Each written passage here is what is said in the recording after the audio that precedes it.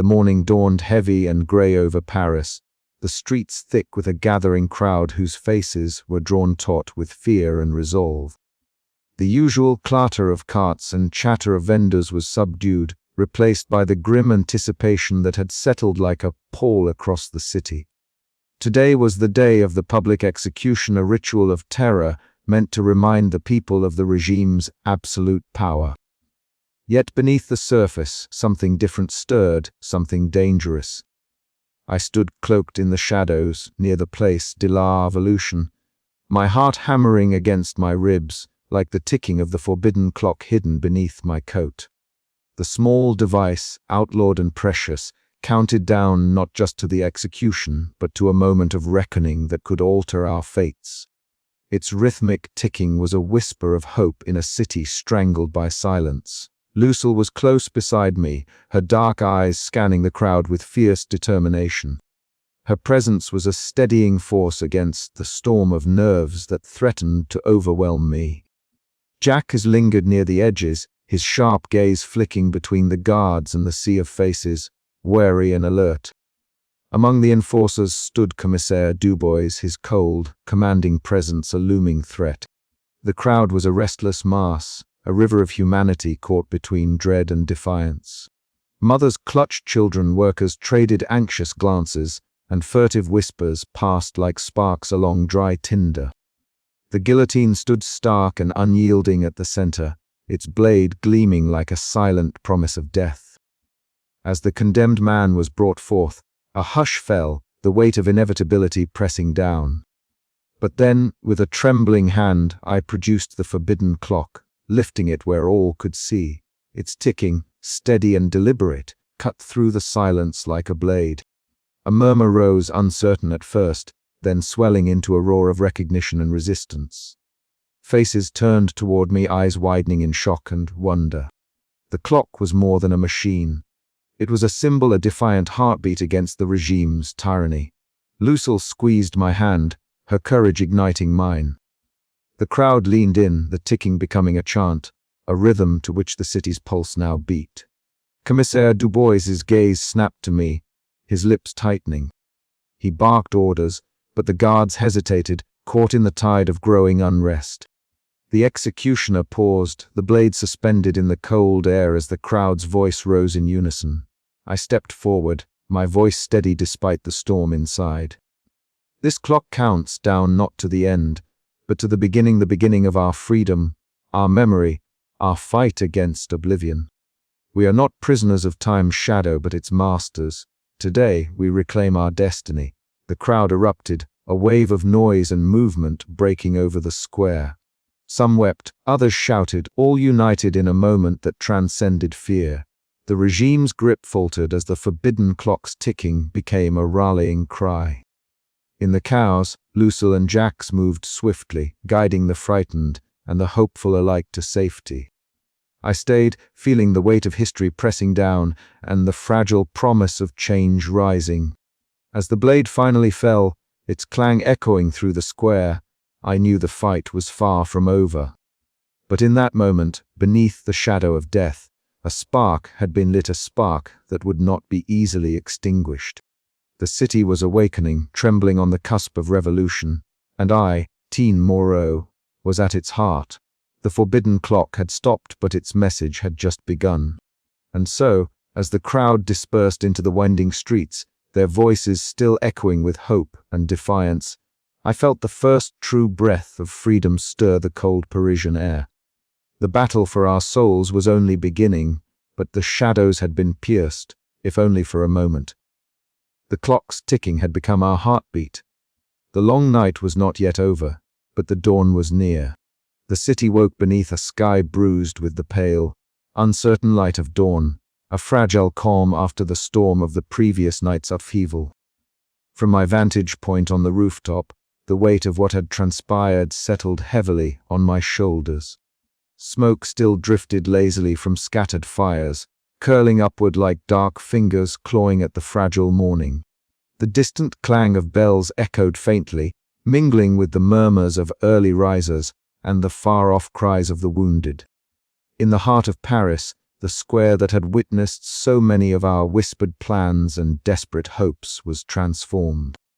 The forbidden clock, once hidden deep within the shadows of my workshop, now stood boldly in the open, a heartbeat that defied the silence imposed by tyranny. Its steady ticking, a sound so simple yet so profound, cut through the lingering fear like a blade.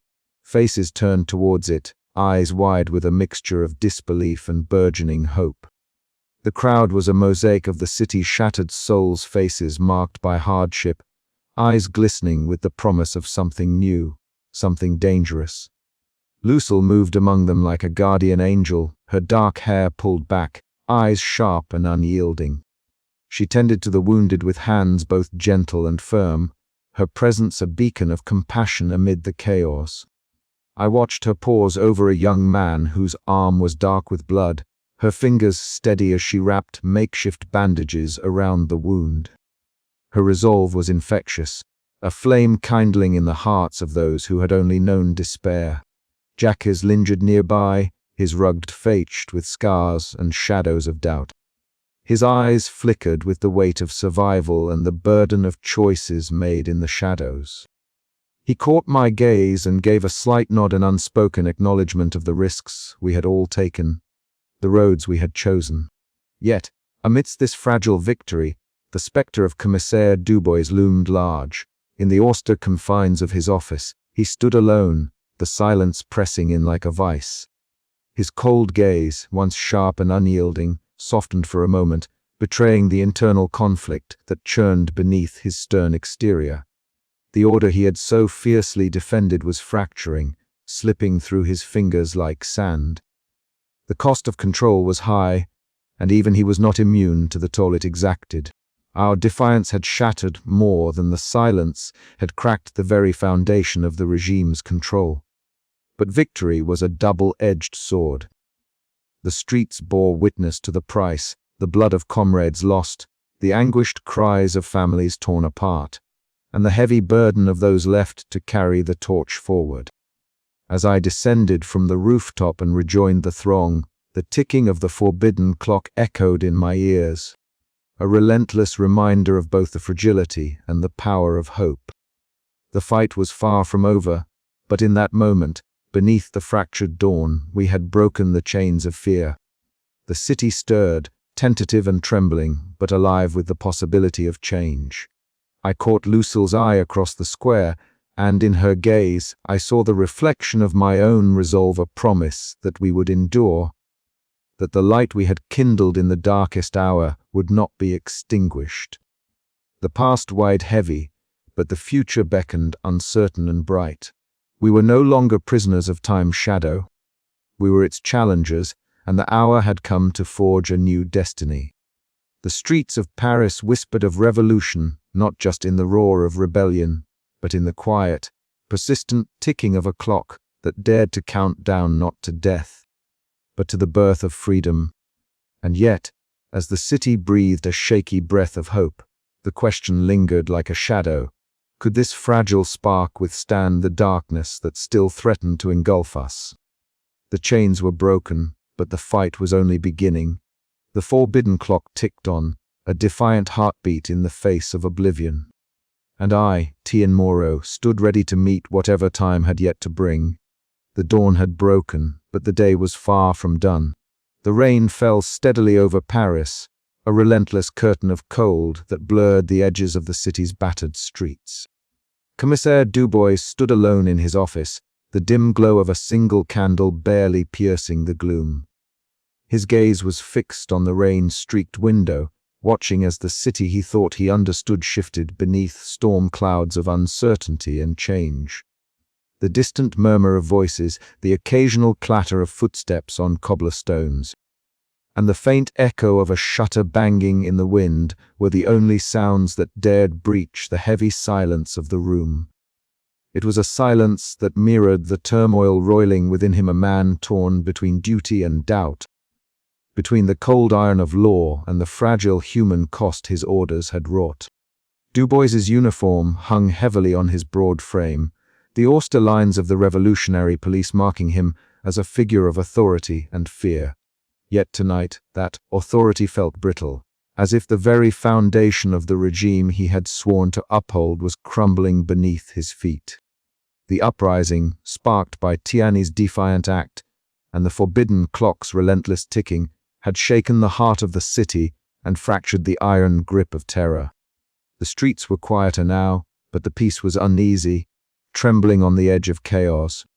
He turned away from the window, the weight of his thoughts pressing down like the storm outside. Memories flickered unbidden, the faces of those he had ordered arrested, the cries of the condemned, and the silent anguish of a city caught between revolution and ruin. For the first time, Dubois questioned the path he had chosen. Was the strict control he championed truly the path to peace, or had it only sown deeper seeds of resentment and rebellion? Far from the cold stone walls of the police headquarters, Tyne Morrow walked through the awakening city, his breath rising in pale clouds that mingled with the morning mist. The first light of dawn painted the sky in shades of muted rose and grey, casting long shadows over barricades now dismantled and streets littered with the remnants of conflict. The air was thick with the scent of damp earth and smoke, a reminder of the battles fought in the name of freedom. Tyne's steps were measured and quiet, his sharp eyes scanning the familiar streets with a mixture of relief and caution. The forbidden clock, now silent but still alive in memory, had marked the turning point, the moment when fear gave way to defiance. Yet the road ahead was uncertain, fraught with the lingering threat of reprisals and the fragile nature of victory. Each step he took was a silent pledge to continue the fight, to nurture the fragile flame of hope flickering against the encroaching darkness. Back in a cramped attic lit by the weak glow of a single lantern, Lucille and Jax huddled close, their voices low but fierce. The tension in the room was palpable, thick with the weight of recent losses and the urgency of survival. Lucille's dark eyes burned with a fierce determination that belied the exhaustion etched into her face. Jax's rugged features were drawn tight, every scar a testament to battles both external and internal. They whispered plans and possibilities, weighing risks and alliances, the delicate threads of trust stretched taut between them. Despite his cynicism, Jax found himself drawn into the shared purpose that united them, the desire to protect those condemned by the regime and to kindle the sparks of rebellion that might one day blaze into a revolution of justice. Theirs was a bond forged in shadows, fragile yet unyielding. Meanwhile, in the quiet refuge of his workshop, Tian sat with Henry, the young apprentice whose eager eyes held the promise of a future yet unwritten. The flickering candlelight danced across the worn wood and gleaming metal, casting shifting patterns that seemed to echo the uncertain times. Tiny's hands moved with familiar precision, repairing a delicate gear, but his mind was far away, contemplating the legacy he was entrusted to pass on. He spoke softly to Henry, words heavy with meaning beneath their simple surface. "This is more than craft, more than time itself," he said. "It is memory, resistance, and hope. We keep the past alive to shape what is yet to come." Henry listened intently, the weight of responsibility settling upon his young shoulders, tempered by the resilience of youth and the courage of those who had come before. The city outside stirred with cautious life, the shadows receding but never fully gone. The fight for freedom was far from over. Yet in that small workshop, amid ticking tools and whispered promises, a new chapter began, one written not just in the passage of time, but in the steadfast hearts of those who dared to defy it. As the dawn grew brighter, Tan stepped outside, the cold morning air sharp against his skin. He paused, looking back toward the workshop's darkened window, the silent clock's legacy etched into the very fabric of his being. The path ahead was uncertain, shadowed by loss and sacrifice, but illuminated by the fragile light of hope that refused to be extinguished. And somewhere, beyond the reach of the storm and the fading echoes of revolution, the city waited poised on the cusp of change, its fate intertwined with the courage of those who dared to dream of liberty. The shadows might recede, But the struggle endured, relentless as time itself. "We are the keepers of the flame," Tyne whispered to the dawn, "and no shadow, however long, can snuff it out." Outside, the first birds began to sing, tentative notes rising in the cool air, a fragile melody of resilience and renewal, carried on the breath of a city reborn. The workshop was quiet, save for the delicate ticking of a modest pocket watch that Tyne held in his calloused hands. It was a sound so ordinary yet profound, a subtle testament to the persistence of time and spirit alike. Henry sat opposite him, fingers trembling as he tried to align the tiny gear within the watch's intricate mechanism. Tyne's eyes softened as he leaned forward, his voice low yet steady. "No need to rush, Henry. Watchmaking is patience, a careful balance of precision and care. Like life itself." Henry swallowed nervously but smiled, encouraged by Tyne's calm presence. The workshop, once shadowed by fear and secrecy, now breathed a tentative air of hope. Sunlight filtered weakly through the grimy windows, casting long patterns on the worn wooden floor. Each tick from their watches was a small victory, an assertion that time could still be counted on their terms. Lucille entered quietly, her dark hair pulled back, eyes bright with the fire of recent news. "The others are ready," she whispered, setting a folded note on the table. "They believe in what you are doing." Tyne nodded, feeling the weight of responsibility settle on his shoulders like a mantle he could no longer deny. The forbidden clock, once a constant companion and symbol of their struggle, now rested silent on a shelf. Its cracked glass face bore witness to the battles fought and sacrifices made. Yet its silence was not defeat, it was the closing of one chapter and the opening of another. He rose, moving toward the clock with reverence. His fingers traced the faded engravings, memories flooding back, the sound of the guillotine's fall, the faces of those lost, the whispered promises of freedom. "The time it measured has ended," Tien said softly, "but the resistance does not die with its last tick." Henry watched him, eyes wide, absorbing the gravity of the moment. "What happens now?" he asked. "Now," Tyne replied, "we carry the flame forward. You, me, Lucille, and all those who dare to dream of liberty. The clock was our guide, but the true power lies in us, in our courage, our memory, our defiance." Days passed with renewed purpose. The workshop became a haven, a crucible where plans were formed and alliances strengthened. Under Tyne's patient tutelage, Henry flourished, his youthful enthusiasm a balm to weary hearts. Lucille's quiet strength and fierce loyalty wove through their small circle like a protective thread. One evening, as twilight deepened the shadows outside, Tyne and Lucille stood on the balcony overlooking the restless city. The air was cool, carrying the distant murmur of footsteps and whispered conversations. "Paris will never be free unless we keep fighting," Lucille said, her voice steady against the chill. Tyne nodded, eyes fixed on the horizon where the last light of day struggled against encroaching darkness. "And fight we shall." The clock's silence is not the end, but a beginning. Inside, the small group gathered once more, their faces illuminated by flickering candlelight. Notes were passed, plans whispered, and resolve hardened. Each member understood the cost, yet found strength in unity. The legacy of the forbidden clock had transcended its mechanism, it lived in their hearts, a spark that no tyrant could extinguish. In the days that followed, Tyne often found himself pausing, listening for the faintest tick, as if the clock still spoke through the courage of those it inspired. His journey from cautious survivor to determined mentor was complete.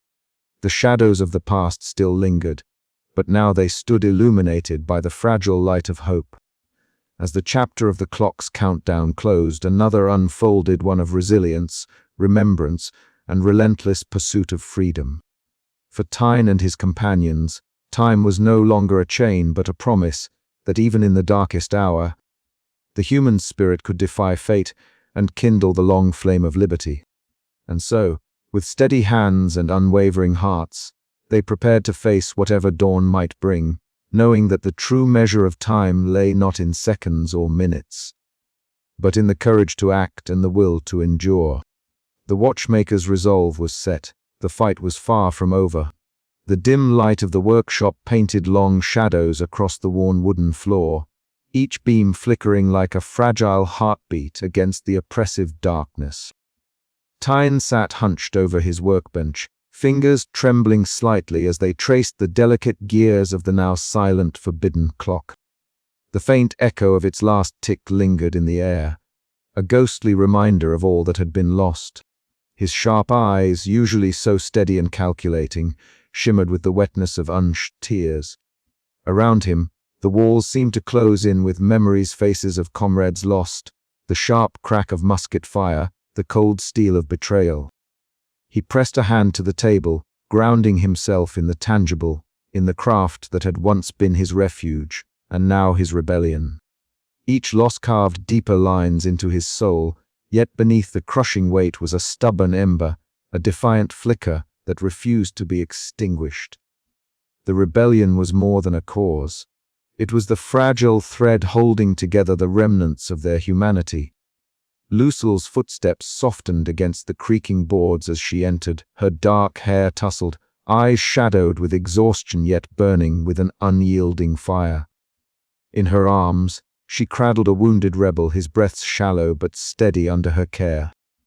She moved with practiced grace, her hands gentle as she tended to the wounds, whispering words of comfort that seemed to soothe more than the flesh.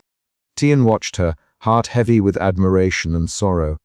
The cost of defiance was relentless, each act of courage paid for in blood and tears. "Hell pull through," Lucille said quietly, meeting Tian's gaze. "We must believe that.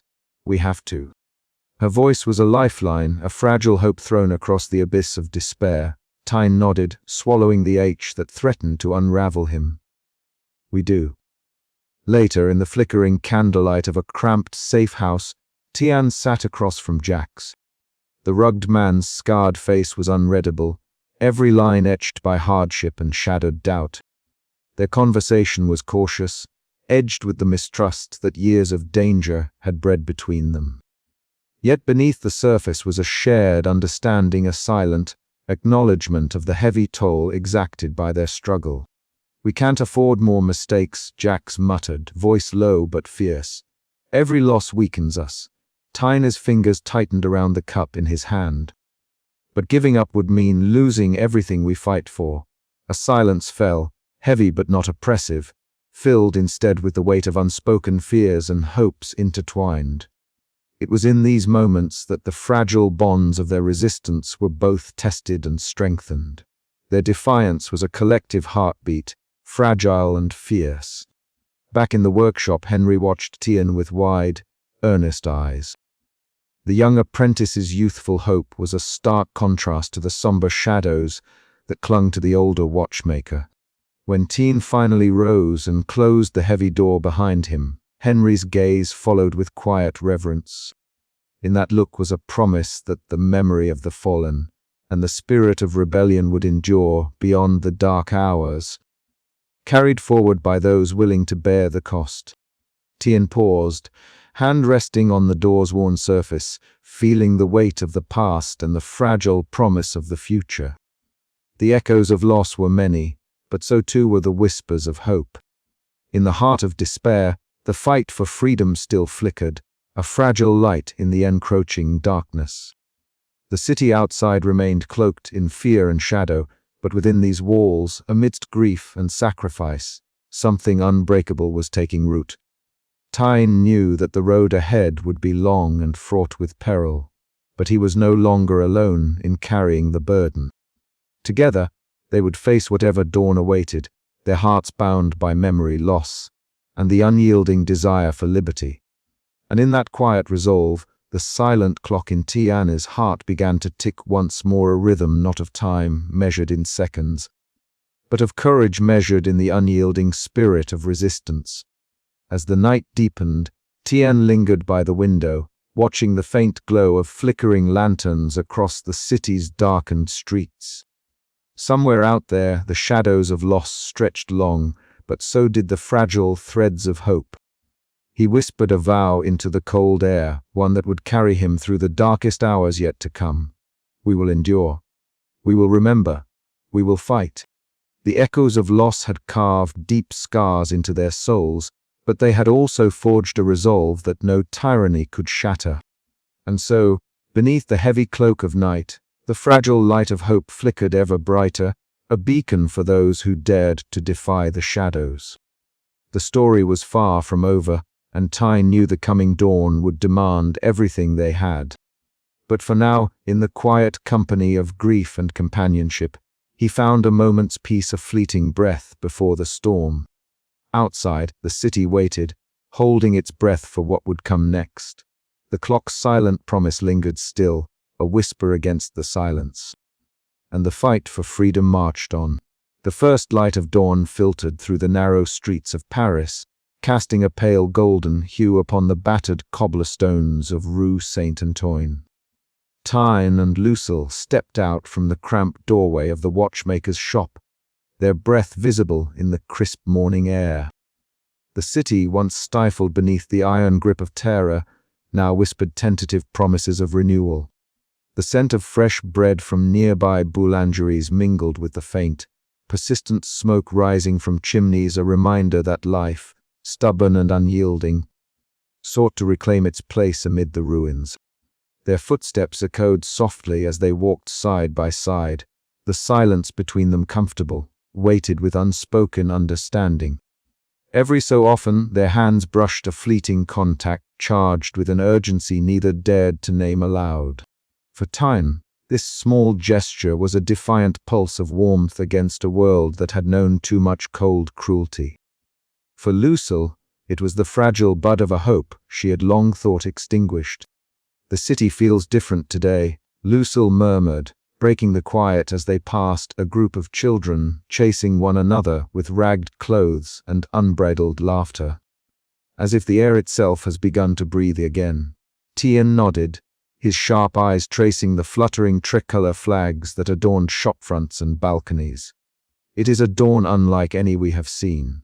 Yet I fear the shadows of the past still linger, waiting to reclaim us."